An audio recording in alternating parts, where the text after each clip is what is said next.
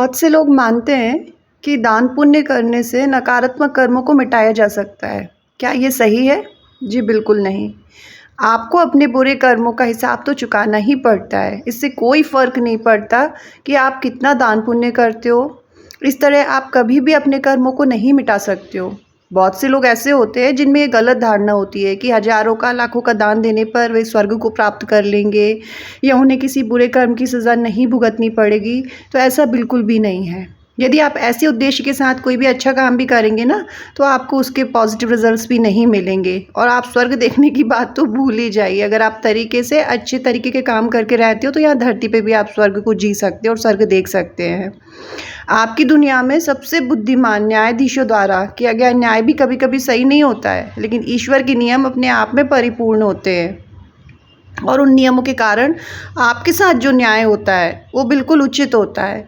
सो ये न्याय कर्म के रूप में आपको प्राप्त होता है। यदि आप अपने लोगों से कुछ छुपाने की कोशिश करते हो तो ये छिपा रह सकता है, लेकिन सदैव याद रखें कि ईश्वर से आप कुछ भी नहीं छिपा सकते हैं। प्रत्येक विचार और शब्द सदैव ये तीनों साथ साथ चलते हैं।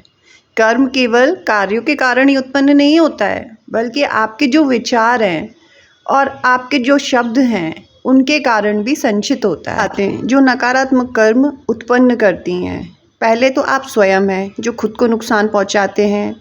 फॉर एग्ज़ाम्पल, आप अपनी सेहत का ख्याल नहीं रखते हो या किसी तरह की गलत आदतों का शिकार हो जाते हैं, लाइक जैसे ड्रग्स वगैरह है, अल्कोहल लेना है, शराब पीना जिसे हम बोलते हैं, थिंकिंग करना, नकारात्मक सोच। आपकी जो ऐसे कर्म है ना, वो आपको शारीरिक रूप से मानसिक रूप से तो कष्ट देते ही देते हैं। आपकी आत्मा जो है ना, सोल ट्राइब है, उसको भी कहीं ना कहीं नष्ट करते हैं। दूसरा, वो लोग जिनको ना दूसरों को नुकसान पहुंचाने में बड़ा मज़ा आता है, चाहे वो मेंटल तरीके से हो, फिज़िकल तरीके से हो, तो उनको शारीरिक और मानसिक एवं भावनात्मक रूप से ना नुकसान पहुंचाने में बड़ा मज़ा आता है। वो ये नहीं जानते कि जाने अनजाने ना वो बहुत ही गंदा और बहुत ही नकारात्मक कर्म जो है अपने लिए उत्पन्न कर रहे होते हैं।